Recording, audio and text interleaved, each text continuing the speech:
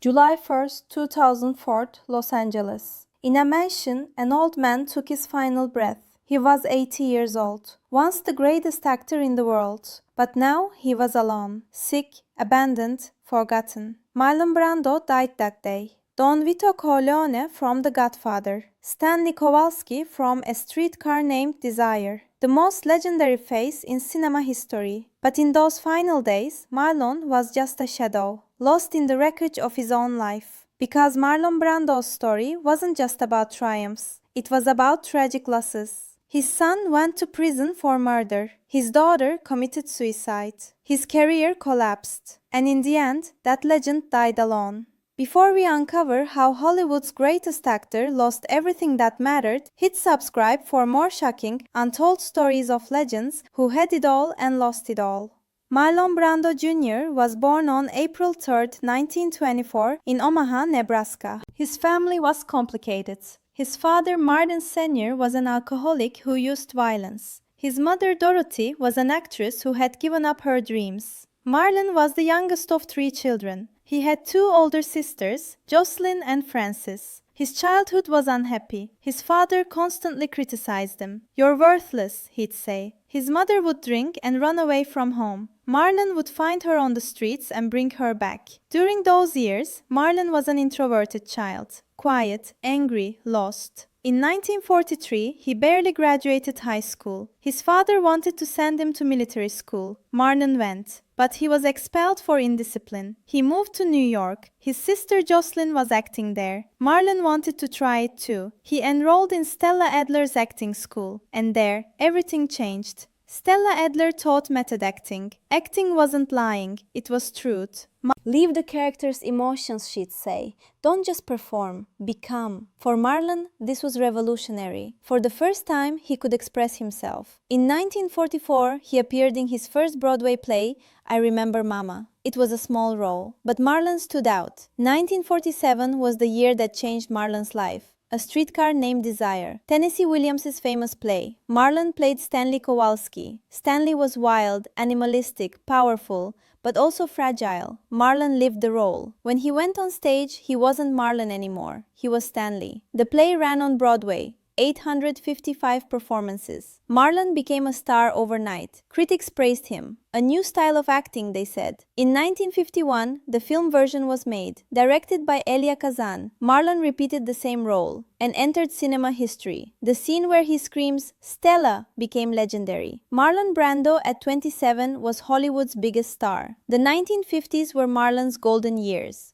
Viva Zapata 1952, Julius Caesar 1953, The Wild One 1953, On the Waterfront 1954. In On the Waterfront, he won his first Oscar, Best Actor. The famous I Coulda Been a Contender scene. Marlon was pure emotion. But success didn't make Marlon happy. He hated Hollywood. It's a fake place, he'd say. Everyone lies. He'd fight with studio bosses, mock them in interviews. Marlon was a rebellious star, and Hollywood didn't like that. But the real problems were about to begin in his personal life. In 1957, Marlon made his first marriage to Indian actress Anna Kashfi. A year later, their son Christian was born. But the marriage was chaotic. Anna had mental health issues. Marlon couldn't stay faithful. They divorced in 1959. But the war didn't end there. They fought in courts for years over Christian's custody. Anna would kidnap Christian, Marlon would take him back, then Anna would kidnap him again. Christian spent his childhood in the middle of this chaos. In 1960, Marlon married for the second time to Mexican actress Movita Castaneda. They had 2 children, Miko and Rebecca. But this marriage didn't last long either. They divorced in 1962. In 1962, he married for the 3rd time to Tarita Teripaya, a Tahitian actress. Marlon was in love with Tahiti. He bought an island there, Tetiaroa. "This is my paradise," he'd say, an escape from Hollywood hell. He had 2 children with Tarita, Simon Teihotu and Tarita Cheyenne. But again, the marriage ended. They divorced in 1972. Marlon had 3 marriages, 3 divorces. But actually, he had many more children. Officially 11 children. Unofficially, perhaps more. From different women. Some were actresses, some were housekeepers, some were people he barely knew. Marlon was someone who couldn't stay faithful.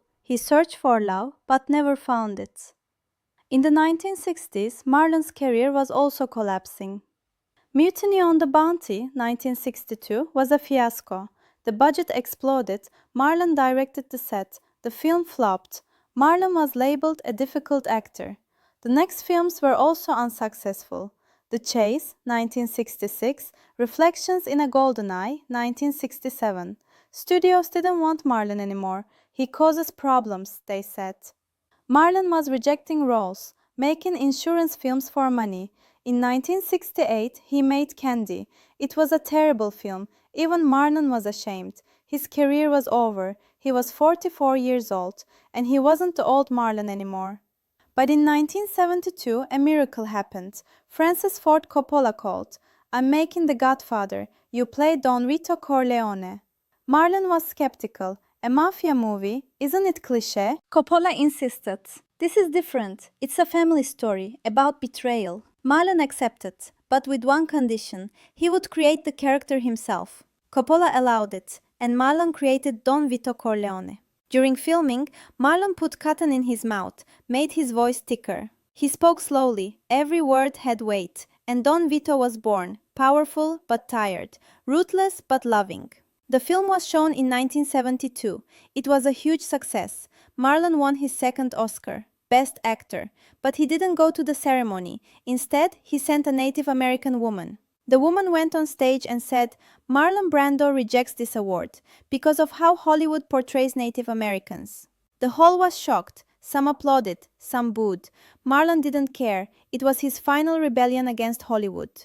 In 1973 came Last Tango in Paris, directed by Bernardo Bertolucci. Marlon played a middle-aged American. His wife had committed suicide. He was lost. The film was very controversial. There were explicit scenes, raw emotions. Marlon lost himself in the role. He lived his real pain on screen. When the film was shown, it caused scandal. It was banned in some countries. But critics praised it. Marlon's bravest performance, they said. That film was Marlon's last great performance. In the late 1970s and 1980s, Marlon disappeared again.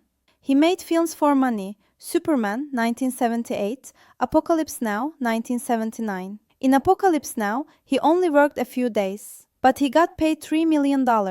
He came to set unprepared. He was 100 pounds overweight, hadn't read the script. Coppola was desperate, but Marlon improvised and was brilliant again. In the 1980s, Marlon withdrew. He shot himself on his island in Tahiti. He ate too much, gained weight, reached 330 pounds. His health deteriorated. Diabetes, heart problems. But his real tragedy would come from his children. On the night of May 16, 1990, something happened at Marlon's mansion in Los Angeles. His son Christian was 32 years old. He had alcohol and drug problems. That night, Christian's sister Cheyenne was also at the house, pregnant and mentally unstable. Cheyenne's boyfriend Doug Drolet was there too. That night, Christian and Cheyenne argued. Cheyenne cried. She told Christian something, that Doug had been violent with her. Christian got angry. He took his father Marlon's gun, went to the living room. Doug was sitting, watching TV. Christian fired. Doug was shot in the head, died instantly. Police came. Christian was arrested. Marlon was in shock. "My son can't be a murderer," he said. But Christian was tried for murder. At the hearing, Marlon testified. He cried. "I was a bad father," he said. Christian was sentenced to 10 years in prison. He was released in 1996. But the tragedy wasn't over. Cheyenne left her father's house, returned to Tahiti. In 1995, at 25 years old, she committed suicide. She hanged herself. Marlon lost his daughter. He couldn't even speak anymore. His son was a murderer. His daughter was dead by her own hands. And Marlon blamed himself for everything. "I destroyed my children," he told a friend. "I gave them nothing but chaos." After Cheyenne's death, Marlon rarely left his house. He ate, watched TV, waited for death. Marlon Brando's final years were silent. He rarely appeared. He was very sick, very alone. In 2004, he died of lung failure. He was 80 years old. His funeral was quiet, close family, a few friends. Marlon's ashes were scattered on his island in Tahiti, mixed with Cheyenne's ashes. Marlon Brando was the greatest actor in cinema history. But at the same time, he was one of the unhappiest people. 3 marriages, 3 divorces, 11 children, 1 committed suicide, 1 went to prison. Triumph in Hollywood, but loss in life. Perhaps the most tragic thing was this. Marlon was always real. On stage, on camera, he lived real emotions. But in real life, he never found happiness. Years later, Jack Nicholson said, Marlon taught us all how to act, but nobody could teach him how to live. And that was the truth. Marlon Brando changed cinema forever. He showed that acting could be art, not just entertainment. But he couldn't change his own life, couldn't save his children, couldn't find peace. He died alone in a mansion in Los Angeles, far from the lights, far from the applause. The greatest actor the world had ever seen, reduced to a lonely old man waiting for the end. And when that end came, there was no ceremony, no grand farewell, just silence. The same silence Marlon had been searching for his entire life.